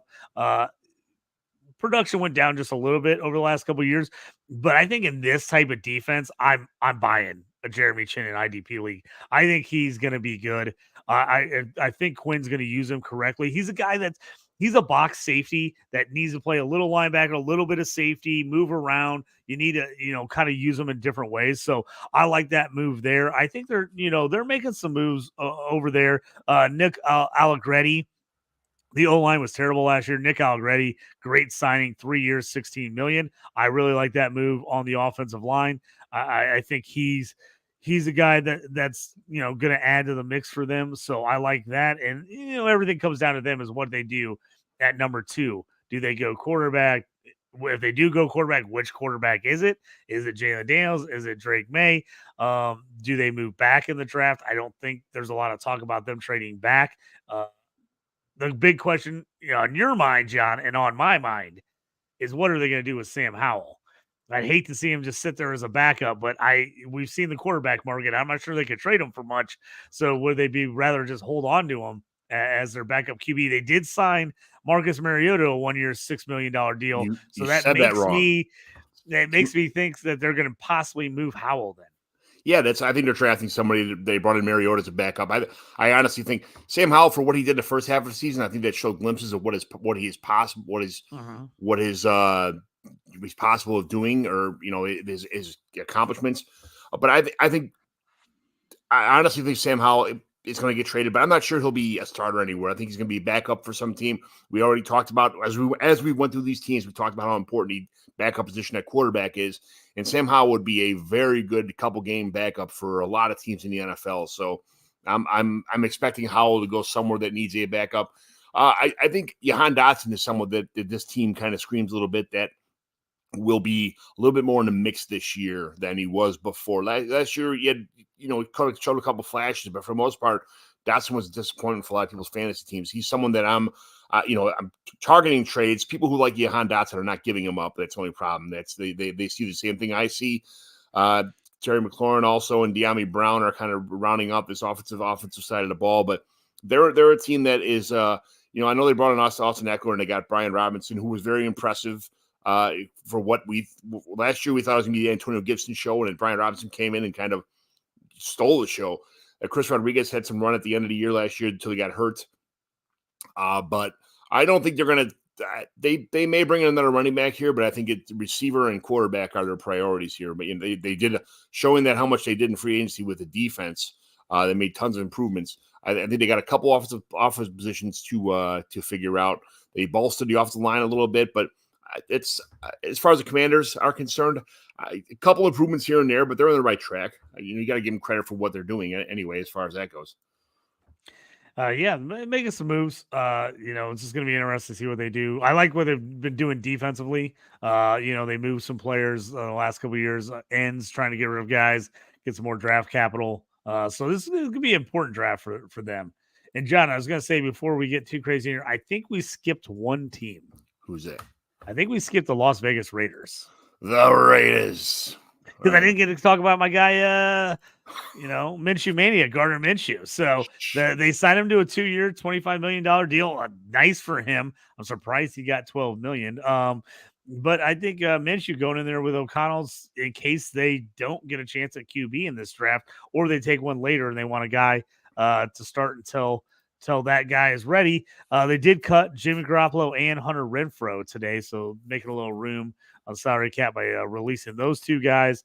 Big sign for them was Christian Wilkins from the Dolphins, 4 years, $110 million, absolute stud defensive tackle. If you play in IDP leagues where you have to start a defensive tackle, he's an absolute beast because he gets sacks and tackles. A lot of defensive tackles only get a few a season. He actually racks them up. He's all over the place. Great signing for them defensively. Really like that for them.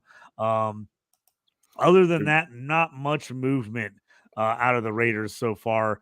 As they lost Josh Jacobs, kind of interesting to see what direction the Raiders kind of head in here. I like the Pierce, signing him up as head coach. Hopefully they don't leave him out to dry here with nothing to cover. But the Raiders were much better last year than I thought they were going to be. I thought they were going to be terrible, but that was also when Josh Daniel was the head coach, and they were terrible when he was the head coach. Right. So Pierce took over, and they got a little shot in the arm and finished out the season pretty well. Can they carry that over into the whole season this next year? I just don't know. The Raiders right now are a team I just don't know what to think about them yet. And until I see what they do here in the draft, they're kind of incomplete for me right now. Small fantasy upgrade for these guys. They cut Hunter Renfrow, but at the same time they brought in Harrison Bryant, which is I'm a big Harrison Bryant fan. He's someone I'm being patient with. He's still a young kid, pretty good. He's behind Michael Mayer though. Is the only problem. Michael Mayer is he's the franchise tight end here. Let's not make any doubt about that. He's the guy. but having Harrison Bryant as a secondary tight end is a bit of an improvement, so I'm happy about that move too. Like you said, your boy Minshew is like I said, Davante Adams doesn't really fit in this team as far as I'm concerned for what their kind of building structure is when they bring in young quarterbacks and don't do too much. I mean, they're depleted everywhere across their offensive side of the ball. They don't have much. But I like Trey Tucker, Jacoby Myers. Those guys aren't flat. They're not all pro caliber players. And Davante Adams can't carry this team by himself. Zamir White is good. We saw him carry a lot last year. He probably carried a workload a little, for a decent amount, but he's not a team's like number one guy. Zeus White was a big name coming out of draft, but he was not anything special. He's not Josh Jacobs. He showed us what he was last year towards the end of the season, but I'm not sure. They have a lot of work to do on the offensive side of the ball. A lot of work to do. Yeah, I like Minshew, but I just don't think he's a guy to make this team run. I mean, they'll be okay with him, but we saw it last year with the Colts. He just doesn't have the arm strength to get the ball downfield. That hurts Davante Adams as he tries to get. He will pepper guys with targets, so that is something he will do. Is make sure he gets the Davante Adams the ball. Now, is he going to give it to him in great spots? Is the question.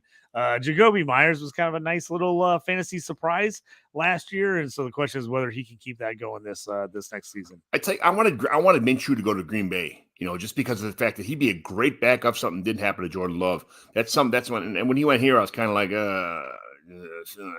he's not. I don't think he's gonna be a starter here. He may. You never know. I mean, I don't know what's going to happen, but I don't know. It's just and then just misjudging the Jimmy G situation, signing him and then cutting him and then signing Gardner Minshew.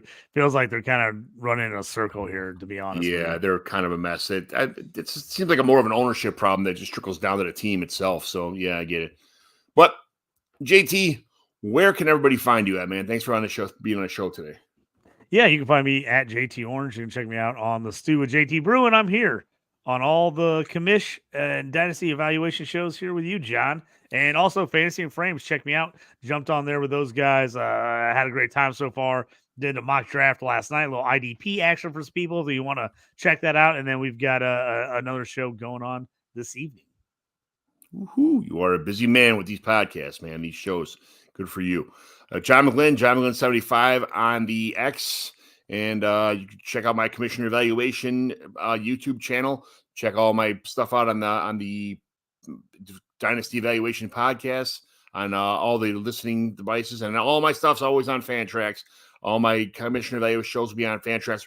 I'm going to have another one if JT's available, probably tomorrow or Friday. It'll be my home league dynasty, Mighty McGlynn Dynasty Home League trades that happened in the last couple days since free agency started. There's been like 47 trades in the last couple days, so that's a show in itself. We're going to try and do some today, but it's nice. Trades. Just we're going to have to do that. That's going to have to be a one show by itself. Just a trade show, because we're going to have to talk about that one. That one. We'd be getting into a 3-hour show. We don't want to do that. Yeah, we don't want to do it. We're trying to keep it an hour and 29. 129 people viewing right now. Much appreciated, everybody, for tuning in. Thank you very much. We will bring the trade show and maybe evaluate a team if there's time in a day or so. But thanks for joining us today. Thanks for recapping all the NFL moves, what happened so far. We'll keep you up to date on anything else that happened in our show next week, too. And we'll talk to you later. Have a good one from the Commissioner Evaluation and from Fantrax. John McGlynn, 75. JT Orange. Later.